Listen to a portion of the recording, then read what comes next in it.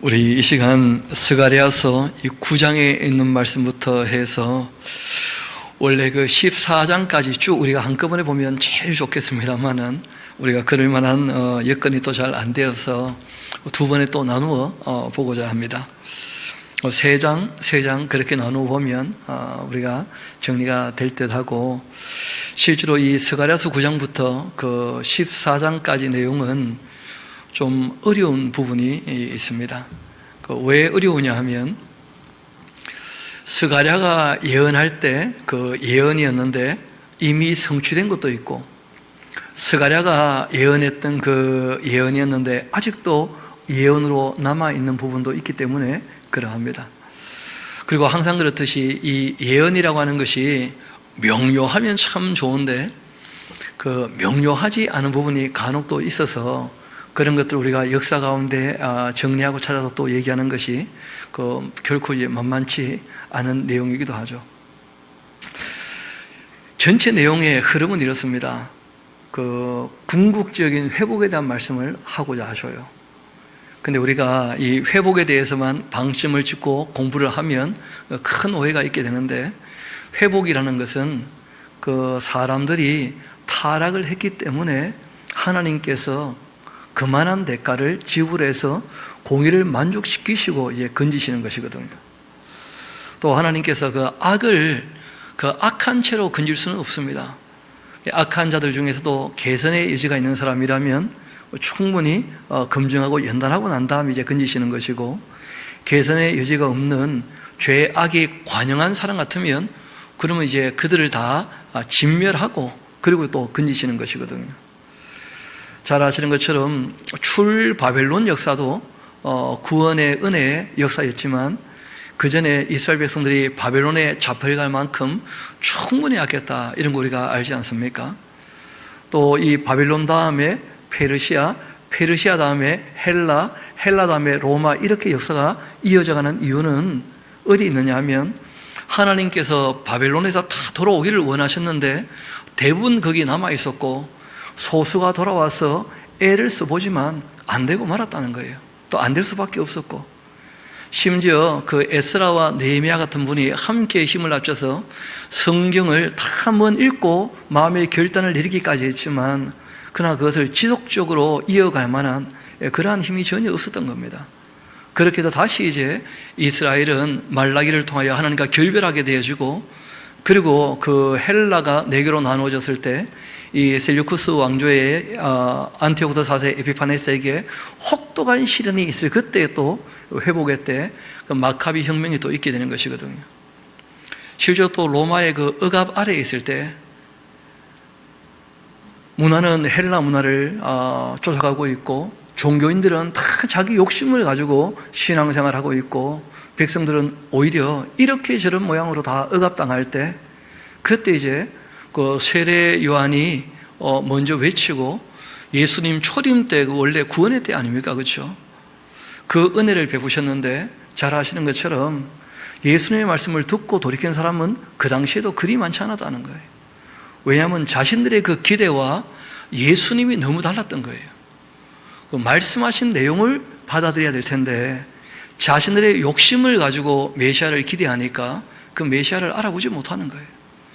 우리가 신앙생활할 때 하나님에 대한 그런 오해가 있을 수 있거든요. 먼저 자기의 욕심을 앞세워놓고 난 다음에 거기에 자꾸 하나님을 끼워 맞추는 것처럼 그렇게 신앙생활하면 반드시 실패합니다.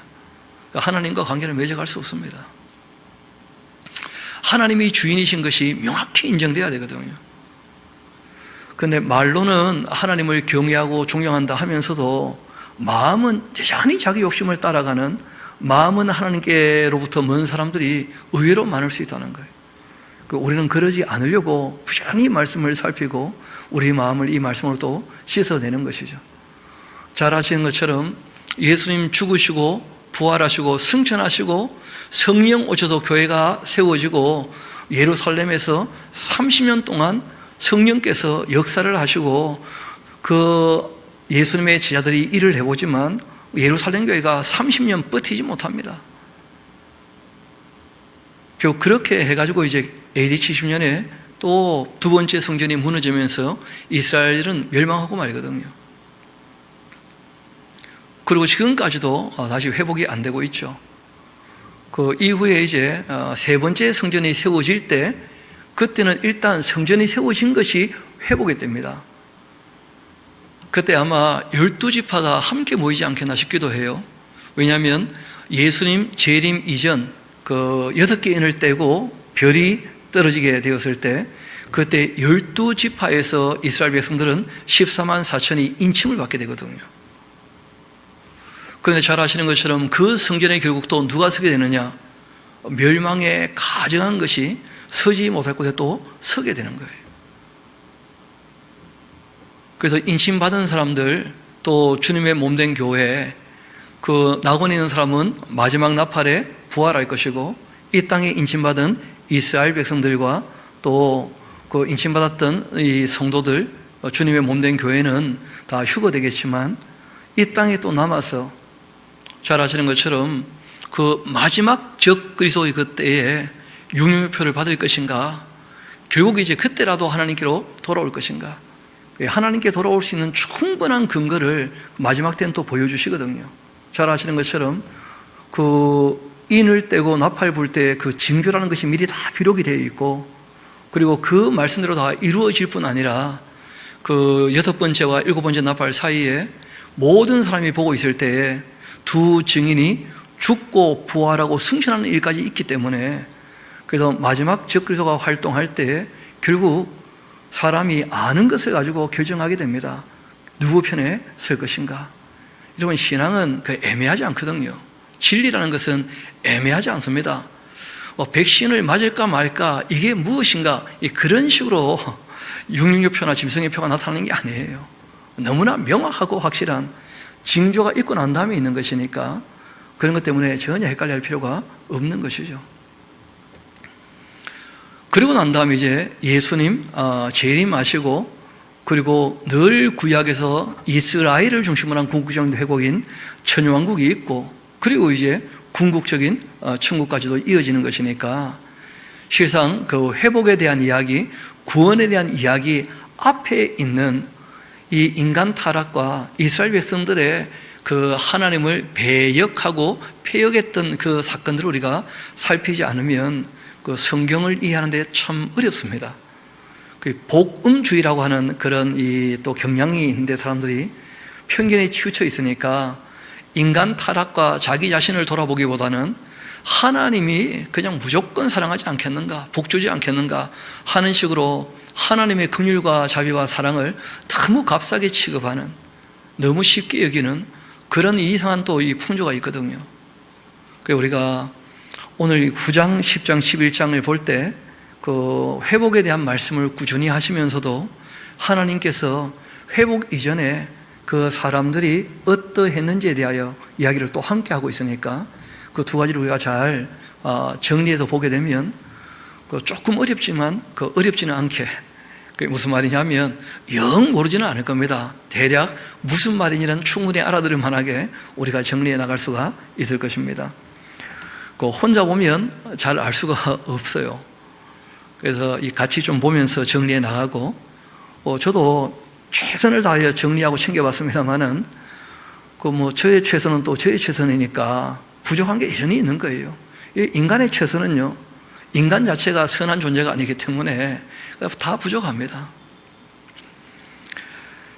그래서 우리가 정리하고 또 정리해보고 그 전체를 여러 번 반복해보면 순서에 따라서, 그러면 안 보이던 게 또 보이게 되어지고 더 명확하게 되어지고, 그런 것을 우리가 확인할 수 있을 테니까 9장, 10장, 11장 우리 같이 한번 정리해 봅시다. 여호와의 그 말씀이 하드락 땅에 내리며 다메섹에 머물게 될 것이다. 사람들과 이스라엘 모든 지파의 그 눈이 여호와를 우러러 봄이니라. 그 적경한 또 하맛에도 임하게 될 거고, 그 하나님 말씀이 두로와 시돈에도 임하게 될 텐데, 그들은 지금 여기 얘기하고 있는 하드락, 다메섹, 또 이 하맛, 두로, 시돈, 그들은 매우 지혜로움이니라. 이 번역을 지혜를 지혜로 번역할 수밖에 없기는 한데, 이때 지혜는 선한 지혜가 아니고 악한 지혜예요. 성경에 보면 불의한 청지기에 대해서도 이 세상에서는 지혜롭다 이런 표현하지 않습니까? 그 악한 게 확실한데, 불의한 사람인데, 그런 이제 지혜를 얘기하는 경우가 있기도 한데요. 그들은 매우 스스로 똑똑하다고 착각하는 그런 사람들인데, 그래서 두로는 자기를 위해 가지고 그 하나님 주신 지혜를 가지고 자기를 위해서 요새 건축하고 또 은을 티끌같이 금을 거리에 진흙같이 그렇게 엄청 쌓아두는 일들이 있게 될 거라는 거예요. 그러나 결국 그들은 하나님 말씀하신 대로 하나님이 보내시는 정복자로 말미암아 무너지게 될 것입니다. 그 정복자가 누구냐 하면 바로 알렉산더 대왕이에요. 그러니까 지금 페르시아가 통치하는 때 아닙니까? 그렇죠? 그리고 페르시아의 통치 때 그 페르시아 주변에 있으면서 지금 유익을 얻고 있는 나라들인데, 이 나라들이 그 알렉산더가 헬라 제국이 페르시아를 무너뜨리고, 그리고 난 다음에 지금 얘기했던 이 하드락, 다메섹, 그리고 이 하맛, 두로, 시돈, 이것이 알렉산더가 그 동방 정복을 할 때 이 가나안 땅과 또 가나안 땅 그 위쪽이죠, 그렇죠? 그쪽 지역을 이 쓸었을 때 그 레바논 지역까지 아닙니까? 그 딱 순서대로 되어 있어요. 그래서 이거는 알렉산더라는 사람이 그 정복했던 순서대로 딱 그 도시들이 나와 있기 때문에 그들이 하나님 말씀대로 이제 이 일들이 이루어지는 걸 보면 그 하나님 우러러보지 않겠는가, 그런 말씀을 하신 건데요. 좀 더 이어봅시다. 주님께서 그 알렉산더를 보내가지고 지금 얘기했던 그를 정복하시고 그 권세를 바다에 쳐넣으시리니 그가 불에 삼켜질 것이다. 그렇게 이제 1절부터 그 4절까지는 알렉산더에 의해서 이 요단강 동편, 그리고 이제 그 위쪽 지역이죠, 북쪽 지역들 다 짓밟히게 될 것을 말씀을 하셨고, 그 다음에 5절부터는 그 가나안 땅 그 본토를 얘기하죠, 그렇죠? 이 블레셋 사람들, 아스글론은 보고 무서워하게 되고 가사도 심히 아파하게 될 것이고 에그론 그 소망이 수치가 됨으로써 역시 그러하게 될 것이다. 가사의 임금이 끊어질 거고 아스글론에는 주민이 없게 될 것이고 아스돗에는 잡족이 거주하게 될 것이다. 이렇게 되는 이유가 있다는 거예요. 이 블레셋 모든 오족속을 얘기하는 이유가 바로 그 블레셋 사람들이 교만하기 때문에 그 교만을 끊으려고 하나님께서 그렇게 하신다는 거예요. 그리고 이제 이어 이런 말씀을 하십니다. 그의 입에서 그의 피를 그의 입 사이에서 그 가증한 것을 다 제거하고 난 다음에는 이스라엘이 회복될 때 그들과 더불어 함께 살고 있던 그 블레셋 사람들도 회복되어진다 하는 말씀을 하고 계셔요. 이 회복은 언제 있을 것인가? 말 그대로 예수님 재림 이후에나 있게 될 그런 회복으로 보여지는데, 한번 봅시다. 그들도 남아서, 블레셋 사람들 그들도 남아서 우리 하나님께로 돌아오게 되어지고 유다의 한 지도자같이 될 것이다. 그 에그론 여부수 사람같이 그렇게 될 것이다. 이거는 성경의 역사를 조금 돌이켜보면 알 겁니다. 여러분, 그 원래 애굽에서 나올 때는 가나안 땅 사람들 진멸하라는 말씀하셨잖아요. 근데 사사기를 보면 이제는 그렇게 하지 않겠다, 내버려 두어라 말씀하셨죠. 그리고 난 다음에 다윗 시대가 되었을 때 다윗이 제일 먼저 통일 왕국을 가지게 되고 여부수를 치지 않습니까? 여부수 치고 이제 그 여부수성을 예루살렘 평화의 기초로 삼겠다, 그렇게 얘기할 때 악한 자들만 진멸하지 여부수 사람 전체를 진멸하거나 그러지 않습니다. 그래서 역사를 보면 다윗이 여부수를 치고 예루살렘을 시온, 그 요새 중에 요새라, 평화의 기초를 만들겠다 하면서 실제로 그 땅에 있었던 원래 그 여부수 사람들과 더불어 살아가요. 평화를 만들려고 애를 썼던 겁니다. 개선의 의지가 있는 사람들은 이 다윗이 진멸하거나 죽이지 않았다는 거예요. 다윗은 주변 나라들과의 전쟁에서도 늘 아시는 것처럼 그 악을 진멸하지 정복 군주가 아니었거든요. 그래서 여기서 얘기하는 여부수 사람같이 되리라, 에그론 사람들도 하는 말이 바로 그런 뜻이에요. 그 메시아, 다윗의 위에 앉아 통치하실 그 메시아가 통치할 때 다윗이 여부수를 치고 예루살렘으로 삼았지만 여부수 사람들을 남겨두었던 것처럼 하나님께서 이 블레셋 악한 것들 다 진멸해 버리는 것처럼 보이지만 이스라엘이 회복될 때 여부 사람들이 남아 있었던 것처럼 그렇게 이 가나안 땅에 여전히 블레셋 사람들 남아 있게 될 것이다. 왜냐하면 그들도 다 개선의 여지가 있기 때문에 그런 것이죠. 그리고 이제 이어 말씀하십니다. 내가 나의 집을 둘러 진쳐서 이 적군을 막아 거기 왕이하지 못하게 할 것이다. 포악한 자가 다시는 그 지경으로 지나가지도 못할 것이다. 이는 내가 눈으로 친히 지켜본다 이런 뜻입니다. 그렇죠? 지켜보시고 더 이상 이제 이 이스라엘 나라 또 이 예루살렘 무너지지 않게 할 거다. 이런 것은 다 마지막 때에 있을 이스라엘을 중심으로 한 궁극적인 회복에 대한 말씀을 하고 계시는 거예요. 그러니까 1절부터 시작해서 그 8절까지만 해도 이미 그 예언이 크게 두 가지로 나눠지지 않습니까?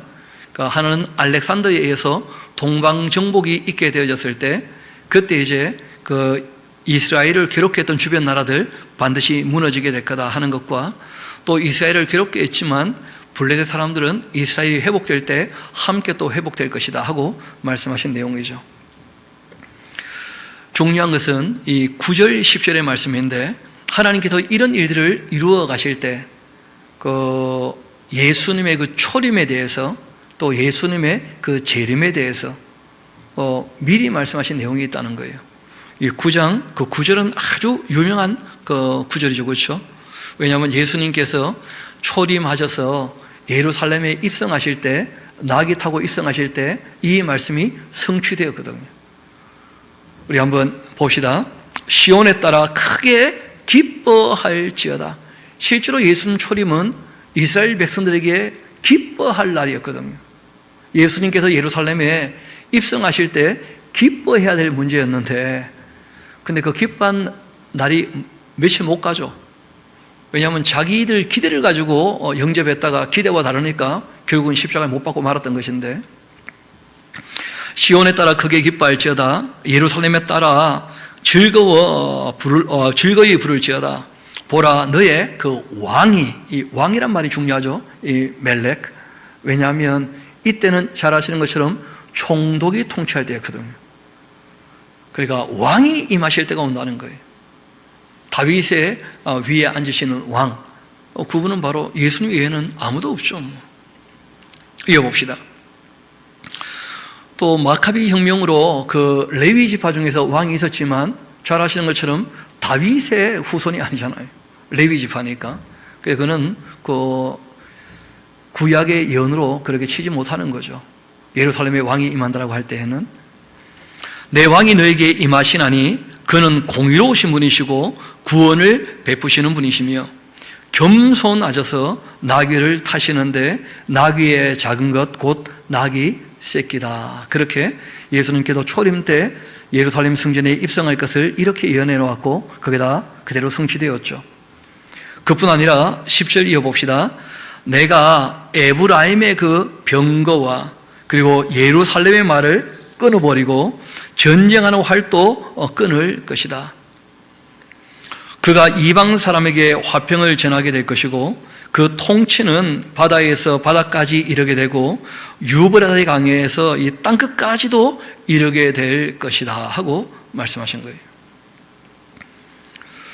그러니까 예루살렘의 병거, 에브라임의 병거, 예루살렘의 이 말을 다 끊고 전쟁을 할 또 끊게 된다 하는 말은 그 궁극적인 평화의 시대가 온다 그런 뜻이거든요. 더 이상 전쟁하지 않는 그런 시대.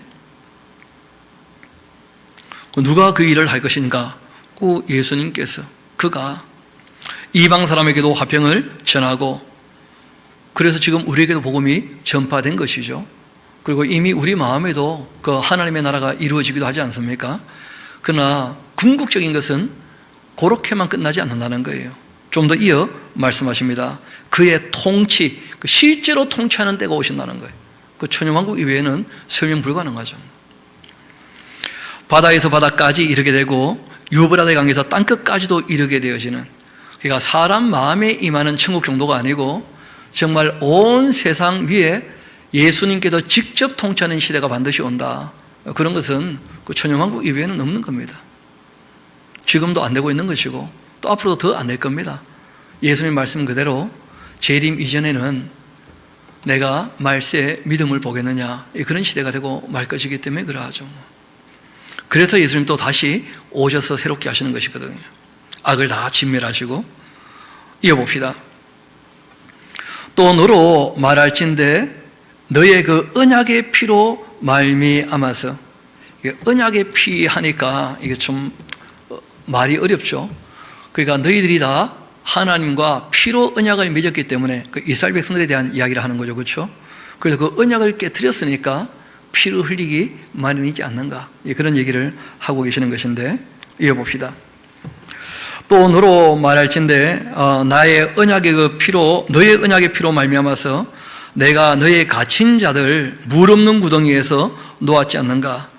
갇혀 있지만은 그 소망을 품고 있는 자들아, 너희는 요새로 돌아와야 한다. 내가 오늘 또 이러는데 내가 너에게 갑절이나 갚아주지 않겠느냐. 그러니까 실제로 그 학계 스가랴가 이 성경 공사를 격려하기 위하여 외쳤던 외침, 그리고 이제 꽤 시간이 지나고 외쳤던 것으로 보이는데 여전히 그 바벨론에 남아있는 사람들이 많았다는 거예요. 그때는 페르시아였죠. 그렇죠?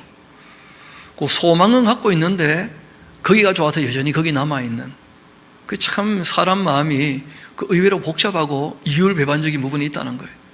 마음이 있으면 다 오면 되겠는데, 여러분, 그래서 우리가 선택의 자유라고 하는 것과 함께 그 의지의 자유는 또 딴 문제예요.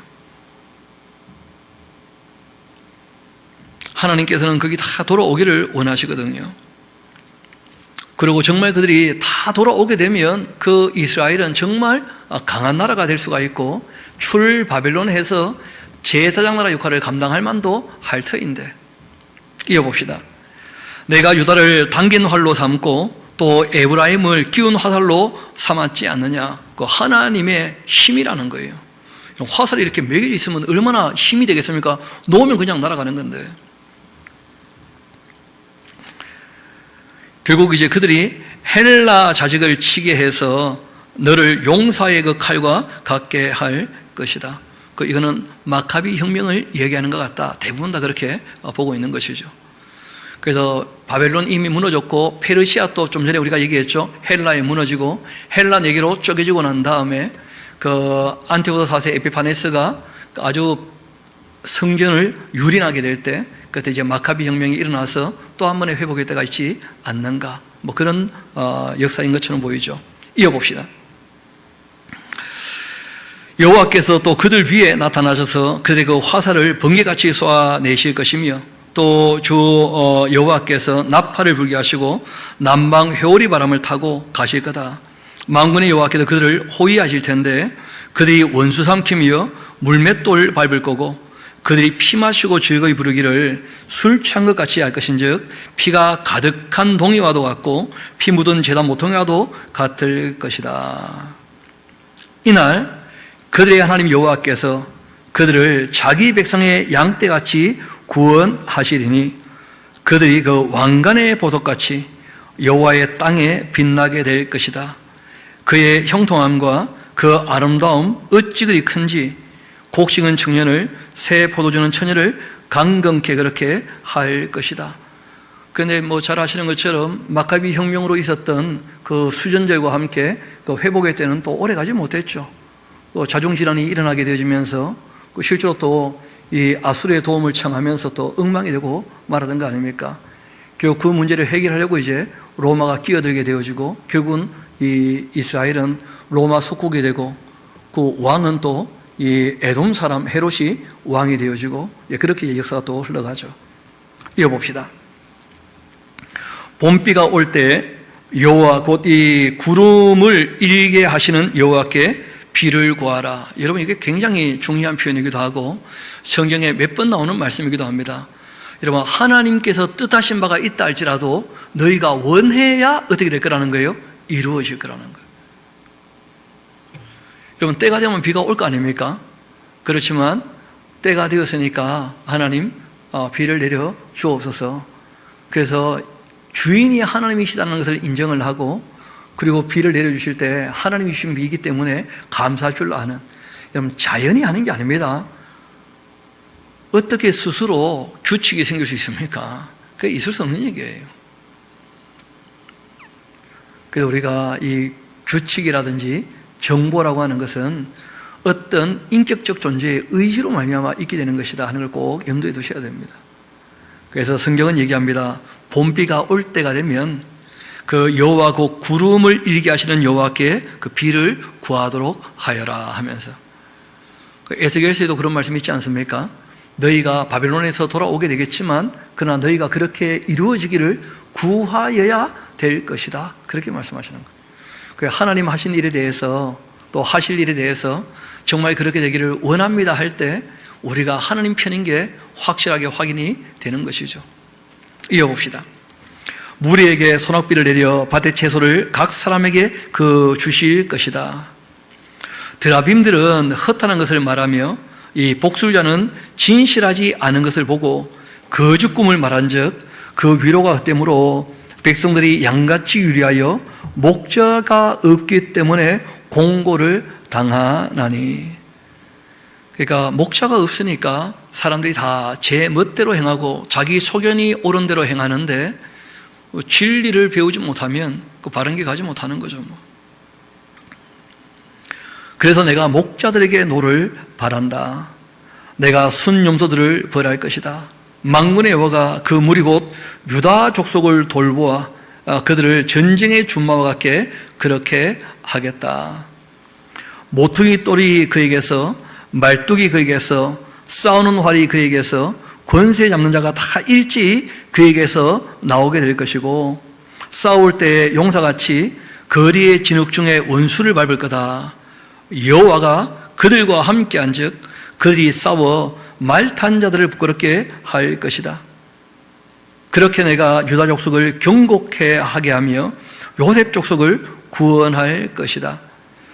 그러니까 이런 것도 그 장래에 있을 일로 보일 수밖에 없는 것이, 그 요셉 족속 하게 되면 북왕국의 대표거든요.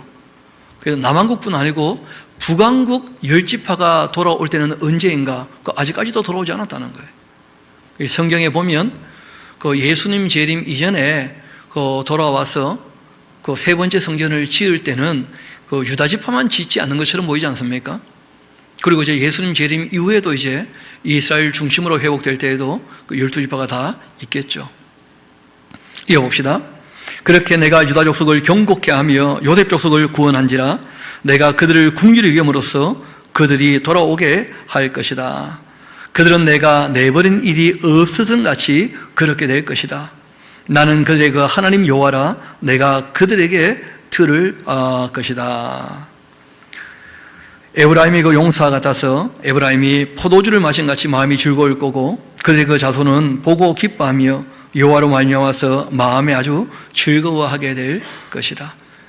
그래서 하나님께서 지도자들, 원래 목자로 세웠던 이들이 다 엉망으로 하고 말았기 때문에 안 되고 말았던 것이고, 그래서 그 이스라엘의 남왕국, 북왕국 그 후손들 반드시 때가 되면 하나님께 돌아오게 하겠다, 그런 말씀을 하시는 겁니다. 이어봅시다. 8절. 내가 그들 향하여 휘파람 불어서 그들을 모을 것은 내가 그들을 구속하였음이라. 그들이 전에 번성하던 것 같이 번성하게 될 것이다. 내가 그들을 여러 백성들 가운데 흩으려니와 그들이 먼 곳에서 나를 기억하고 그들이 살아서 그들의 그 자녀들과 함께 돌아오게 될 것이다. 내가 그들을 애굽 땅에서도 돌아오게 하고 그들을 아수르에서도 모으게 될 것이고 길앗 땅과 레바논으로 그들을 이끌어갈 텐데 그들이 거할 곳이 부족하게 될 것이다.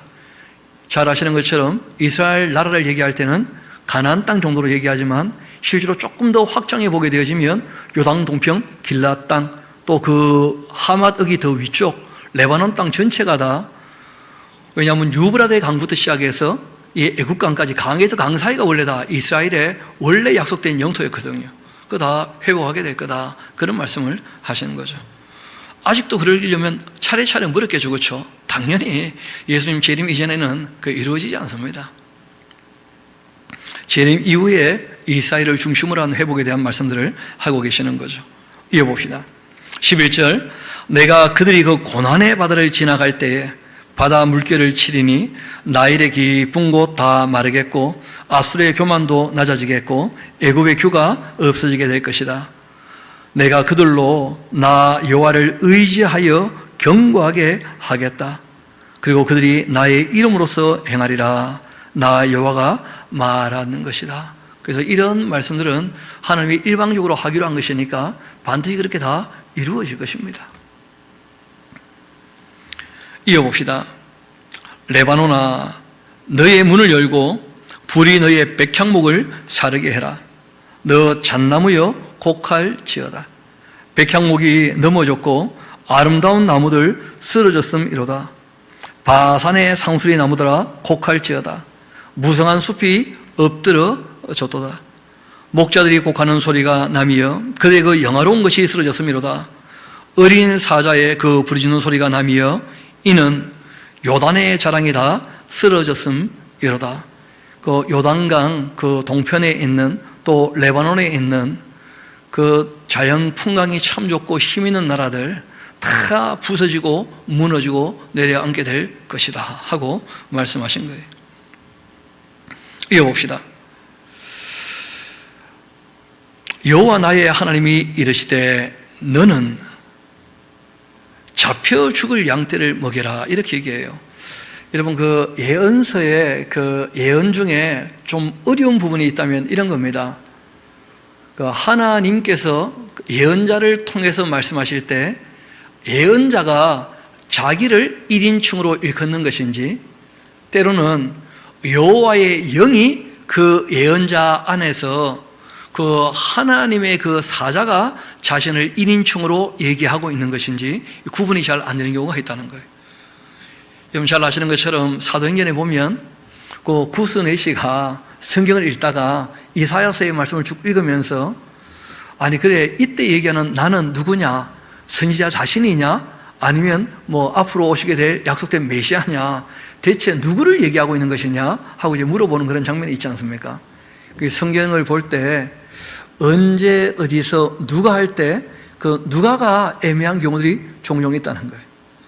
그 베드로 사도도 때로 예수의 영이 이제 선지자들에게 들어가셔서 그 선지자들의 입을 통하여 자신의 말씀을 하신 적이 간혹 있다 이런 표현들이 하지 않습니까? 시편을 보면 다윗도 자기 얘기를 하듯이 얘기를 꺼냈는데 알고 보니까 메시아에 대한 예언인 경우가 꽤 있거든요. 우리가 조금 더 이제 읽어보면 정리가 되긴 할 터인데 이때 이제 이 너는 할 때 너는 누구인지 그거 좀 고민이 되는 부분이죠. 이어봅시다. 좀 이따 이제 보면 다 나올 테니까요. 여호와 나의 하나님이 이르시되 너는 잡혀 죽을 양떼지만 그 먹이도록 해라 하고 말씀하시더라는 거예요. 안 되겠지만은 그러나 안 될 때 안 되더라도 끝까지 먹일 거는 또 먹여야 되는 거죠. 사 들인 자들은 그들을 잡아도 죄가 없다 그렇게 할 것이고 또 판자들도 말하기를 내가 부유하게 되었으니까 여호와께 찬송하리라 그렇게 하고 그들의 그 목자들은 또 그들을 불쌍히 여기지도 아니하고 있다 하고 말씀하셔요. 실상은 이제 메시아께서 초림하셔가지고 안 될 양떼이지만 그걸 다 먹이셨다는 거예요. 그 당시에 이제 목자들이 있었지 않습니까? 그런데 그 목자들 다 아꼈다는 거예요. 종교 지도자, 정치 지도자, 또 대제사장들 다 아꼈다는 거예요. 그러면서도 자기들은 다 죄가 없다고 생각하면서 하나님께서 자기들에게 복을 줘서 잘 살고 있는 것처럼 특별히 사두개파 같은 경우는 부활은 믿지도 않고 이 땅에서 잘 먹고 잘 살면 복 받은 것이고 알고 보면 바리새인도 입장이 똑같았죠. 복 받으면 부자가 되는 것으로 그렇게 착각을 했거든요. 이어봅시다. 여호와가 말하노라. 내가 다시는 이 땅 주민 불쌍히 여기지 않고 이 사람들 각각 그 이웃의 손과 임금의 손에 넘겨버리겠다. 그들이 이 땅을 칠지라도 내가 그들의 손에서 건네지 아니할 것이다. 그렇게 말씀하셨다는 거예요. 잘 아시는 것처럼 예수님 초림 때 안 되고 말아서 그 AD 70년에 이제 무너지고 마는 것인데, 이어봅시다. 내가 잡혀 죽을 양떼를 먹였다는 거예요. 그러니까 누구시겠습니까?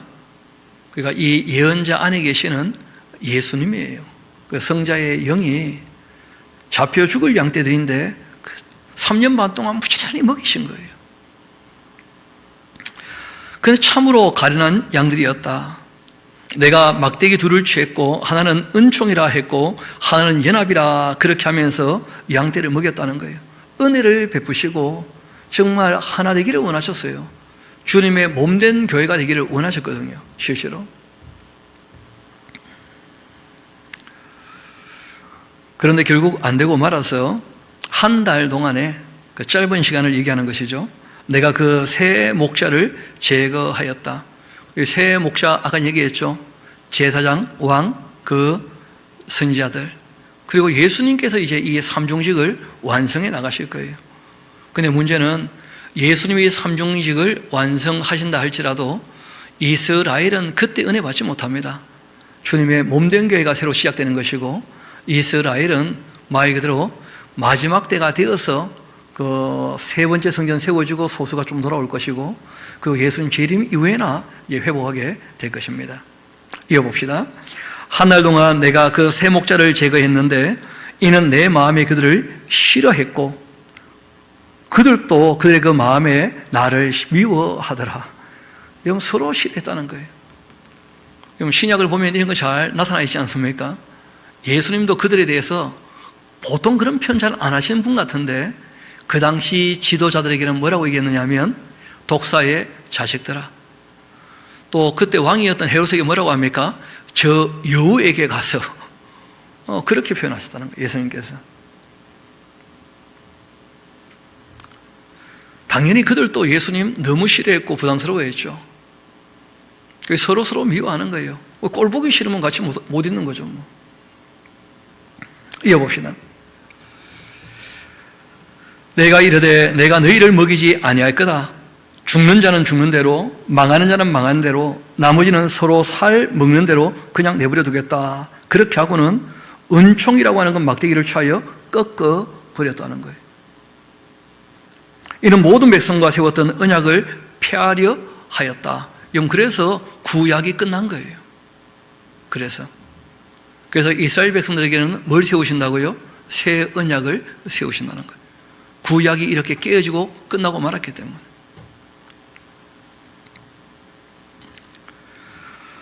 당일에 곧 패하며 나의 말을 지키던 가련한 양들이 있었다는 거예요. 주님 말씀을 지키는데 그 시대에는 그 양들은 가련한 사람들이야. 진짜 약하고 취급받지 못하고 주님의 뜻을 따르면 핍박받고 심지어는 예수님을 주인으로 고백하면 출교당하고 적은 무리요. 진짜 가련한 양들이었죠. 그들이 결국 이제 이 기록된 말씀이 이루어지는 것을 보면서 정말 하나님 말씀하신 그대로 다 된 것이었구나, 그걸 알게 될 거라는 거예요. 그래서 나중에 바울 같은 분도 그런 얘기 하죠. 그 이스라엘은 언제 회복되는가? 그들이 하나님에 대한 열심은 있었지만 진리에 대한 지식이 없어서 전혀 자기 입장을 몰랐고 하나님이 보내셨던 그 아들 메시아를 오히려 죽여버렸고 결국 이제 이방인의 충만한 수가 차고 난 다음에야 다시 말씀하신 대로 부름받지 않겠는가, 그런 얘기를 하게 되는 것이죠. 이어봅시다. 내가 그들에게 이르되 너희가 좋게 여기거든 나의 품삯을 주고 내게 주고 그렇지 아니하거든 그만두어라. 그리고는 그들이 곧 은 30개를 달아 나의 품삯을 삼았다. 예수님이 얼마에 팔리셨죠? 그 은 30에 팔리신 거예요. 은 30에. 다 예언된 말씀 그대로 그렇게 가신 거죠. 여호와께서 또 내게 이르시되 그들이 나를 헤아린 바 그 삭슬도 토기장에게 던지라 그렇게 하셔서 내가 곧 그 은 30개를 여호와의 전에 토기장에게 던졌다. 기억나시죠? 예수님 팔았던 은 30은 결국은 이제 그 토기장에 밭을 사게 되었고 지나가는 나그네의 무덤으로 그렇게 만들기로 했죠. 그리고는 가룟 유다는 목매어 죽고 말았죠. 결국 14절 참 끔찍한 얘기이긴 한데 역사에서 우리가 확인하는 얘기죠. 은총의 막대기뿐 아니고 내가 또 연합이라고 했던 둘째 막대기도 꺾어버려서 유다 이스라엘 형제의 그 의리를 끊으려 함이었다. 하나님과의 관계가 깨어지게 되면 그 모든 인간관계도 다 깨어지게 되는 것이고 결국은 이제 그 예수님 말씀대로 이스라엘은 이미 그런 일이 있었죠. 왜냐하면 메시아를 예수님이라고 얘기하는 순간 출교당할 뿐 아니라 형제가 형제를, 아버지가 아들을 고발할 수밖에 없는 그런 문화지 않습니까? 그리고 또 세상 마지막에도 어떻게 됩니까? 당연히 그렇게 되어져요. 하나님에 대해서 우리가 바르게 알지 못하면 사람을 사랑한다는 게 잘 안 돼요. 우리가 오해하는 것 중에 하나가 뭐냐면 우리가 지금 자꾸 죄인을 정죄하려고 하고 우리가 심판하는 자리에 자꾸 올라서 가지고 내가 옳다고 떠드는 일이 있는데 극히 조심하고 삼가야 됩니다. 성경은 남의 죄에 대하여 간섭하지 말라고 말씀하셨고 오히려 악한 사람이 우리를 때릴 때 그들을 대적하지 말고 오른뺨을 치면 왼뺨을 맞으라고 말씀하신 거예요. 오히려 너희 원수들을 위하여 복을 빌어주고 위하여 기도하라고 우리 예수님께서 권고하신 겁니다. 그 예수님의 그 가르침과 말씀은 다 어디로 가고 그 이상한 종교적인 그 문화를 가지고 자꾸 세력화하면서 큰 소리 치려고 그러고 남을 정죄하려고 그러고 그거 굉장히 잘못된 자세예요. 그래서는 안 되는 것이죠.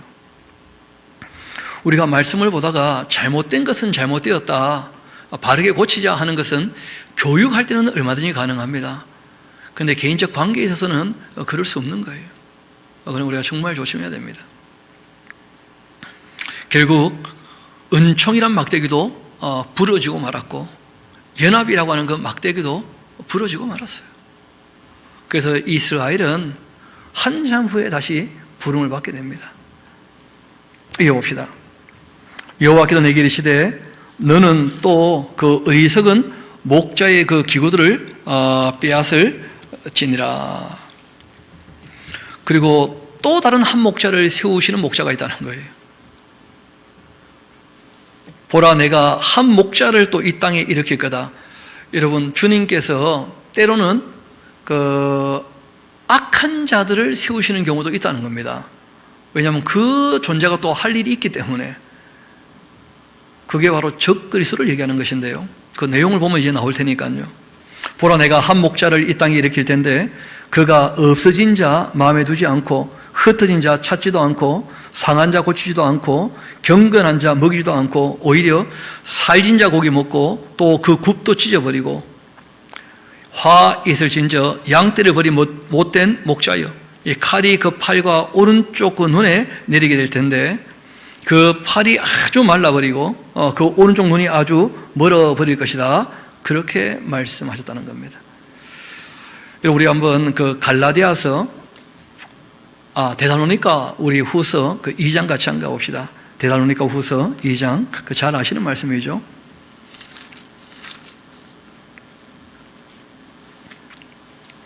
구절부터 한번 같이 보도록 합시다. 악한 자가 나타나는 것은 그 사탄의 활동을 따른 것인데 모든 능력과 표적과 거짓 기적과 불의의 모든 속임으로써 멸망하는 자들에게 있게 될 것이다. 이는 그들이 진리의 사랑을 받지 아니하여 구원함을 받지 못하는 것이다. 이러므로 그 추천하야겠죠. 하나님이 미혹의 역사를 그들에게 보내셨다. 그렇게 되어 있어요. 여러분, 사탄이 활동해서 일어나는 일이지만 누가 허락하신 거예요? 하나님께서 허락하셨기 때문에 미혹의 역사가 있을 수 있는 거예요. 여러분, 천국에는 미혹의 역사 없습니다. 사탄의 활동 이런 거 없습니다. 왜냐하면 하나님 허락 안 하시기 때문이에요. 이 땅에는 그 사람에게 인격을 부여하셨기 때문에 하나님께서 그 미혹의 역사를 허락하셨다는 걸 꼭 기억하셔야 됩니다. 결국 사람이 진리의 사랑을 받지 아니하면 그러면 미혹을 따라가기 마련이라는 것인데, 좀 더 봅시다. 이러므로 하나님께서 미혹의 역사를 그들에게 보내셔서 거짓 것을 믿게 그렇게 내버려 두시는 이유가 있다는 거예요. 진리를 믿지 않고서 불의를 좋아하는 모든 자들로 하여금 심판받게 하려고 그렇게 하신 것이다. 또 우리 얘기가 나왔으니까 잠언도 잠깐 가봅시다. 잠언 16장 우리 같이 한번 가봐요. 잠언 16장.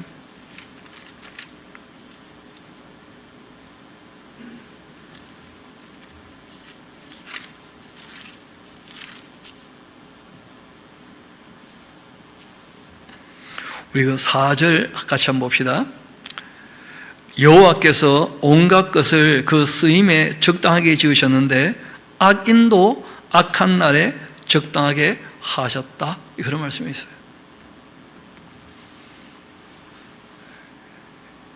여러분, 그래서 우리가 하나님을 그 주인으로 인정하는 자세가 없이는 자기가 계속 자기 인생의 주인이 되어 있으면 하나님 하시는 일이 못마땅할 수 있어요.